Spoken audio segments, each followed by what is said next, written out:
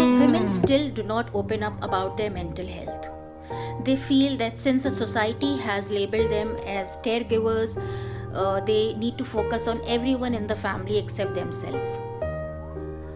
Most of the time, they are expected to multitask and be strong.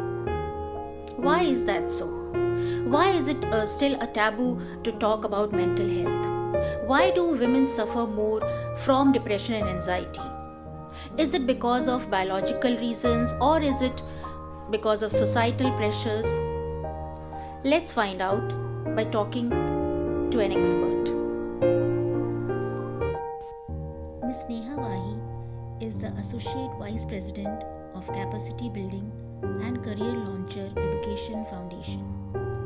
Recently, she has been presented the Women Icon Award 2022. She is a popular name among children and young adults as a psychologist, career guidance expert, parent coach, and a motivational celebrity speaker.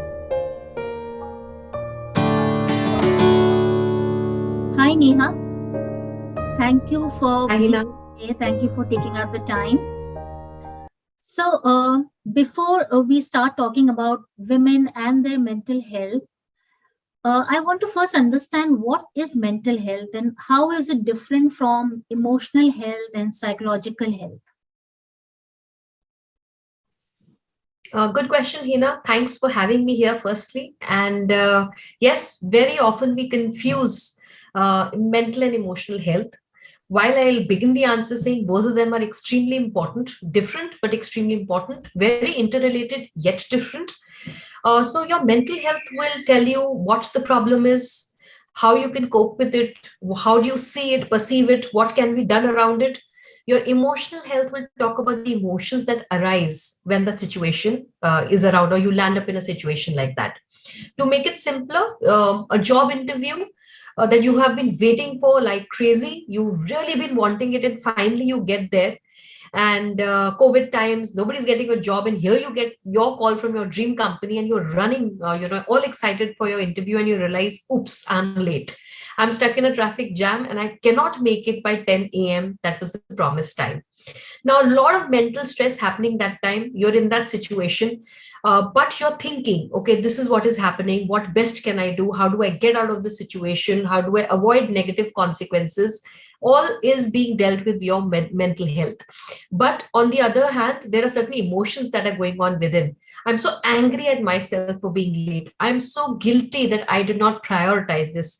I feel sad that I'm going to lose my job, maybe. Now, this is emotional health that's going on parallelly.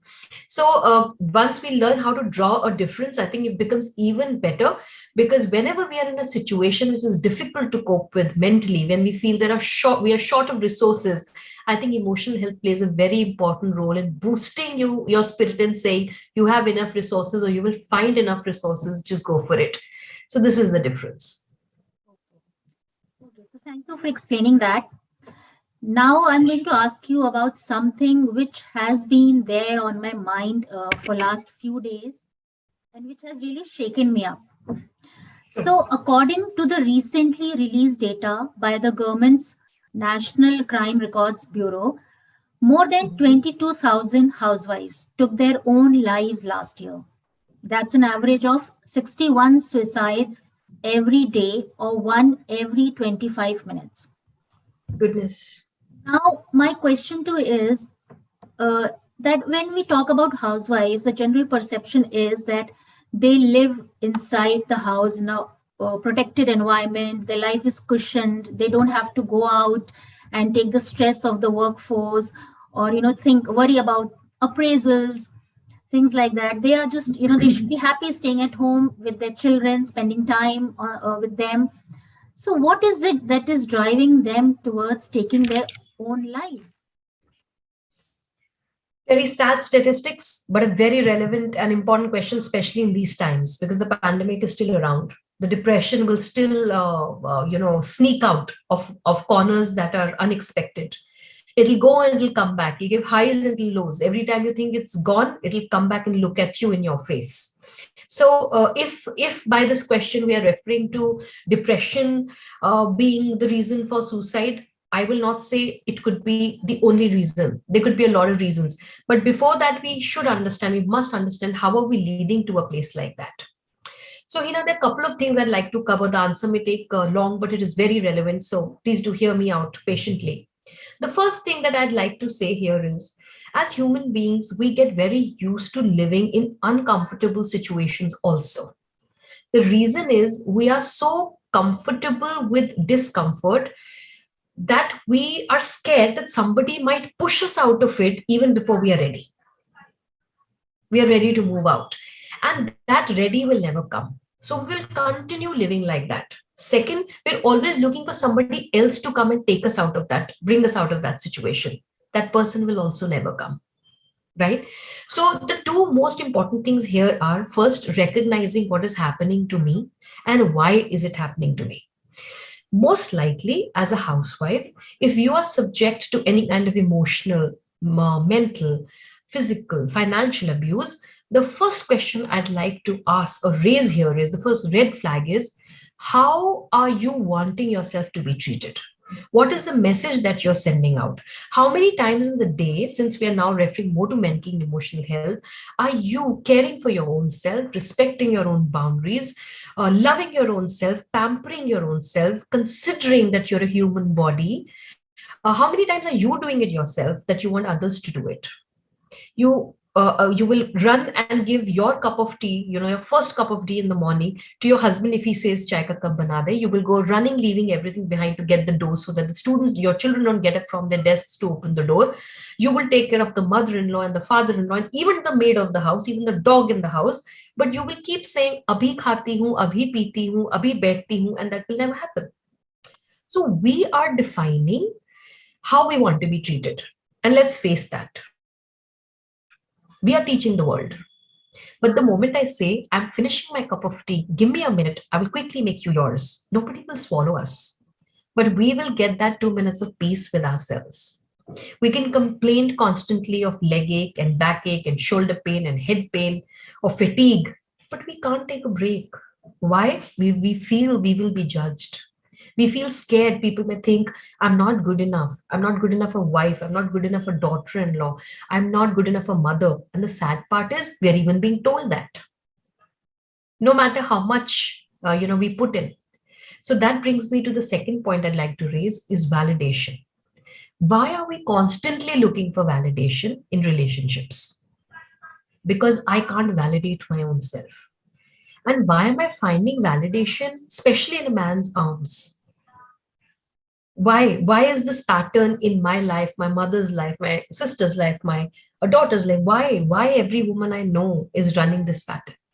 Who told me that the validation has to come from my mother-in-law and my husband and the people around? If they don't like the food I've cooked and I love the food I've cooked, why should I listen to them and not to myself? Who stops me from saying, I'm a good cook? I've made a wonderful dish today. I loved it. If somebody says I'm overweight and I'm ugly, that is their perception of me. What is my perception of me? One, you're right, I'm ugly and I'm fat. Two, I'm sorry, I look at myself very differently and I think I love this chubbiness of me. So, how am I treating that validation? How important is it to me? And to what level can it take me? Can it take me to a level where I feel so undervalidated, so not validated that I'm ready to end my life? If that validation is so important, if that love, that respect, that dignity, that care, that affection is so important, give it to yourself. Who's stopping you? And don't say I don't have it, because you give it to your husband, you give it to your children, you give it to your in-laws, you give it to your parents. So you have it.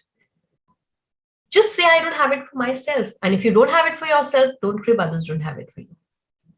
I've made the same mistakes, Hina, time and again, till I realized, the day I realize that utmost important is my happiness, is my peace, is my pitcher full, only then will I fill others. I'm depleting, I'm leaking drop by drop. Everybody's coming and taking parts of me. In the end, I'm left with nothingness. I'm exhausted. I have nothing to offer. So now I have nothing to offer, makes me even more useless, more worthless, no more valueless. There's no validation coming my way. Let's end my life. So I see a lot of logic in suicides, why they're happening. Sadly, sad logic. So I wish that we could bring attention to these things and understand that had we taken a break, had we spoken to somebody, had we shared how we feel, had we asked for help, probably this wouldn't have happened. We wouldn't have reached this stage.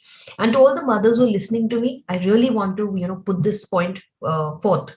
We keep protecting our children. बेटा तुम मत करो, मैं कर लेती हूँ. तुम्हारे हाथ गंदे हो जाएंगे, तुम्हारी पढ़ाई वेस्ट हो जाएगी, तुम खेल लो, तुम आराम कर लो, मैं कर लूंगी. You're not helping your children. You're only harming them. Because the topmost CEOs and the leaders in the world have also rolled their sleeves and got into the muck. They have repaired things and built things with their hands. You're taking away that from your child. So take help, learn to delegate. Do not be shy to seek help or share your vulnerabilities or your feelings. Trust me, every door that you knock on will give you another woman, another person who knows your pain. And I can prove this. So, Hina, I'll ask you a question and all our viewers as well. Have you seen the movie English, Sri Devi's super hit movie? I just love that movie personally. You've seen it? Yes. You're a very evolved lady yourself, Hina, very educated, doing good work. Honestly, cross your heart and tell me, didn't you feel tears in your eyes when you were watching that movie? Yes, absolutely. There were tears in my There were eyes when tears. I watched it. Yes. So why does my mother again and my mother-in-law and my friends and my sisters, everybody get teary when they watch that movie, despite the fact they may be living very good lives? What is that common thread that runs between all us women? Why do we wake up only when there is disaster? Why is it like I say, a low grade infection in the body that can be pushed and avoided as much as possible? Till comes in my face a divorce, till comes in my face a broken marriage, till comes in my face a decision to jump off a building. Why am I waiting and not treating it when it is important? Why am I letting it reach the urgent again and again and again, that I'm so tired of the urgent that I don't want to do it anymore? So I think if we can reflect upon these facts, we will understand why women reach a point of suicide and probably, hopefully, address the issue there. Over to you, Mina. So, Neha, on a lighter note, you reminded me of that famous dialogue of Kareena Kapoor that मैं अपनी सबसे favorite हूँ. So, Bilkul. so, so coming back to our points, that validation, self-care, self-love, self-help is extremely important. Yes. But then at times, it is not enough. So, how do we know whether self help is required or we need to step out and go and seek professional help? Good question raised, Hina. When our resources are depleted, when self talk is not working anymore, when help from our own self or family members around is not working anymore, when I'm not eating well, when I'm not sleeping well, when I'm perpetually low, nothing makes me happy, nothing makes me smile. There is a constant feeling of being rejected, not being acknowledged, not being liked or loved, not belonging to anybody. I think these are the red flags that you have to look out for. Without a minute's delay, please reach out for help. Also, if you are somewhere in terim, if you're reaching the places that I have just mentioned, if you're beginning to feel like this, there is a lot of self therapy, a lot of self help tools that are available.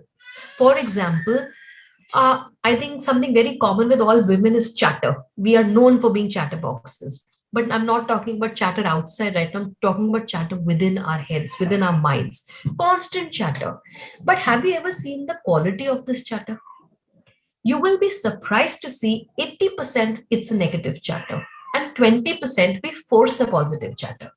I'm not good enough. I can't do it. I don't look nice. I'm not up to it. They will laugh at me. They'll mock me. This is the constant chatter that is going on. If I do this, this will happen. If I do this, that will happen. I think if we can treat this negative chatter positively, I would suggest to all the women, don't mute it, don't shut it off. Please hear the chatter, because every negative chatter is telling you something. It's telling you that you are not feeling sufficient, that you're not feeling good enough, that you need somebody else to make you feel like that. Once you recognize these things, it could be, I'm taking a very general example, the chapter could be more specific about a particular thing. Please listen to it. It is your brain's way, or your mind's way of telling you, take action, get up, move, take some action. So once you hear the negative chatter, once you recognize what it's telling you, take steps to do something about it.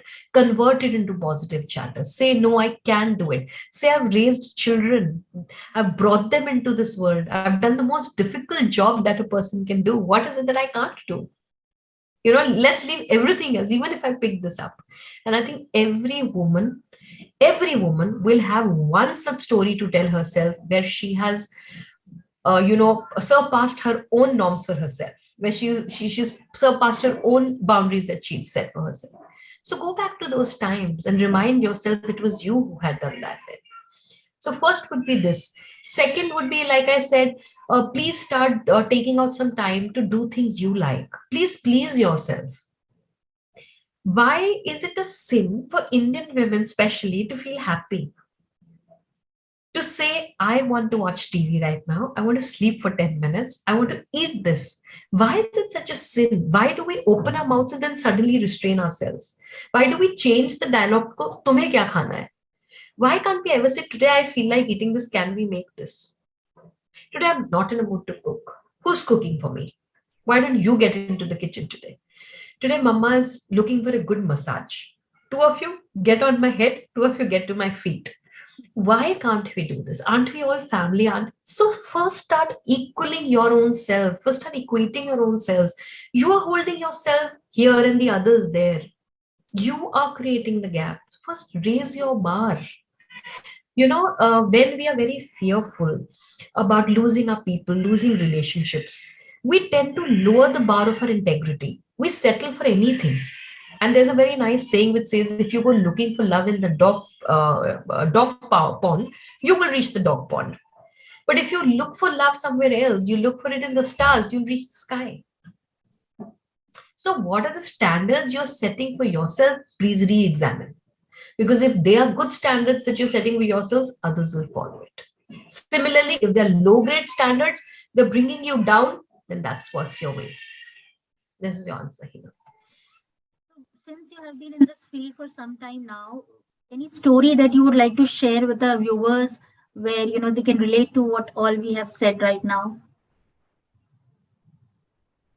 Sure, I will not go very far off. It's personal, but if it motivates anybody in, listening to me today, I'd love to share. Because a lot of time when we are unhappy, when we are frustrated, when we are sad, and we are listening to happy people around giving lots of gyan, it actually makes us angry. And we want to tell them, oh, shut up. It's not such a pink and beautiful life always like you're painting. So I must say that to all the women who are listening and who feel any kind of pain today, who are going through any kind of unhappiness or stress in life, I've been there with you. I've lived all your emotions. I've experienced all that you have. I come from a broken marriage. I have been a single parent for a very long time and raised a child alone. I have known the challenges of being thrown out into the world to earn money with just a BA degree in hand. So, a long journey from post graduations to certifications, from hourly jobs to weekly jobs to monthly jobs to consultancies. I have also known all these, knocked all these doors. I have known these pain points. I've known how to balance between the child's fever and the job interview. I have known, the fear of waking up one morning without any finances to take care of me or my baby. I have understood all the ugly portions of life very well too. But in my worst times, when I was falling and failing, and I knew that I was not just failing for myself, but my little one as well, the only thing that kept me going was my positive chatter, was my self validation. Every time I was falling, I held my own hand and I said, just one last try. Every time I succeeded, that took that little jump and passed over that hurdle, the universe came embracing and saying, let me send you angels to help you. Let me send you opportunities to help you. Let me send you the right kind of people. Trust me, believe in yourself, love yourself, send out that love and gratitude to the universe. You will be surprised to see how help comes crashing in. You will not know how to manage it. And before you get there, please do reflect upon your life and do see there must be something you're thankful about, something you're grateful about, even in the worst days. That one thing or something will be enough for you to lead a transformational life and reach from where you are to where you want to be. So it's the inner GPS working. Okay. I am on this dot today. I need to reach that dot, and this is the map I have to create. So, Hina, I think we're concluding the interview. So, I just want to narrate a very, very nice story. It'll take a minute if you allow me. I won't Oh, please take too go long, ahead. but I think it will really help everybody. So, there's husband and wife, old couple lying on a nice bench and enjoying basking the sun every afternoon. And a gentleman walks past their veranda every day, looking at the two of them enjoying their old age, and he sees a dog, between the two chairs moaning. Next day he goes again, looks at the couple having a great time, and he sees the dog moaning. Third day again he sees this. He says the couple is having a great time, they're enjoying their old age now and basking the sun, but the poor dog is whining away as if in pain. If tomorrow the dog whines away, I am going to put my courage together and ask the couple, why is the dog continuously whining? As luck would have it, day 4, when he passes that street, or fifth day, he again sees the dog whining. So he stops and asks the couple, I see you enjoy and chat and pass the sun and have your drinks. This poor dog has been moaning continuously for the last 4 or 5 days. So the lady smiles and says, oh, he's lying on his nail. So he says, what do you mean he's lying on his nail? He says, there's some nails on the floor. He's lying on the nails. So he says, why doesn't he get up if it's hurting him? She says, because it's only hurting him enough to moan, not to move. Are you lying on your nails too? That is why you're continuously moaning, crying for help, and not doing anything. I was lying on my nails for many years of my life. But when the nail went through and drilled holes, I said, let light flow within these holes instead. Let me not bleed out. So stand up and move, because we've been blessed with 2 feet, 2 hands, and a beautiful mind, with a throat to speak, to reach out, to seek help. Utilize them. And no sad story for you. I'm resettled with a beautiful family, with a wonderful husband, with another daughter now. And life is beautiful. It is so full of opportunities, and what you seek is seeking you. So just go all out and embrace it as beautifully as you can. And let's leave all these mental health, emotional health issues behind, and let's be the true women of essence and substance that we've been built by the Creator as. Over to Thank you, Neha. It was so wonderful listening to you, talking to you. Thank you. And I'm sure many women out there are going to relate to this. And a very relevant message you have given, that stand up for yourself. Validate yourself. That is the most important thing. Yes. And this comes from experience, so it should be believable and doable. Yes. And I'd be very happy if anybody wants to reach out and I can help in any which way. They have one listener here at least. So thank you, Hina, for having me over, and thank you so much for doing the incredible work that you are doing in such times, and a lot of energy and strength that I think I will draw from you today on after hearing you speak your story out. So good luck and God bless you for many such wonderful endeavors ahead. Sure. Thank you everyone for watching us. Stay healthy, stay happy. Thank you. Thank you everyone.